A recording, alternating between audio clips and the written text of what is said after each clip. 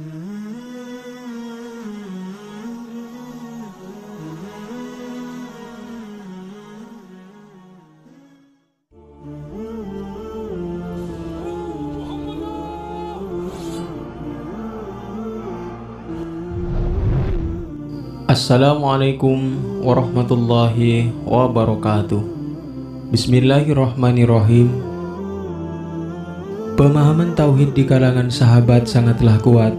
Tegaknya tauhid bahkan melandasi kebijakan para sahabat, tak terkecuali Sayyidina Umar bin Khattab radhiyallahu an.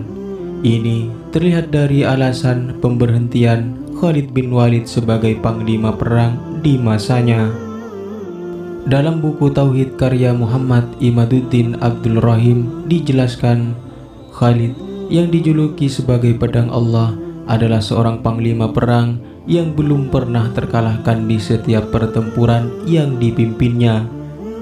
Saat menghadapi Persia, Irak, dan lain sebagainya, Khalid selalu ditakdirkan menang oleh Allah Subhanahu wa Ta'ala, sehingga prajuritnya pun mulai memujinya dan memujanya.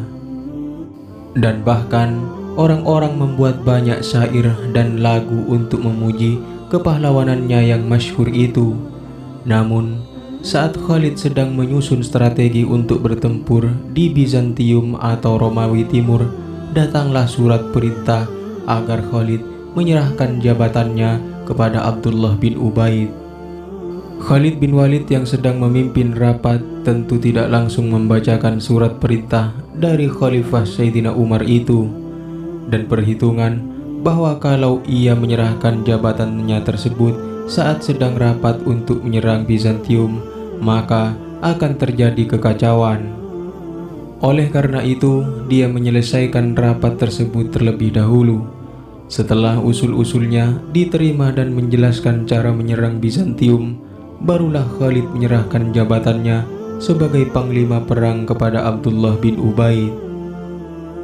Setelah mundur dari jabatannya, Khalid kemudian kembali ke Madinah untuk melapor kepada Khalifah Sayyidina Umar bahwa perintahnya sudah dilaksanakan.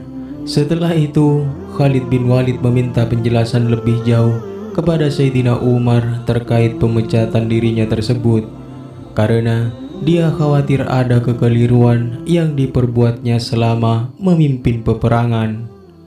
Khalid bin Walid memang mempunyai kelemahan di bidang tata administrasi dan pembukuan. Kendati demikian, Khalid bin Walid sendiri meyakini bahwa tidak pernah keliru dalam perhitungan-perhitungan keuangan dari dana perjuangan itu.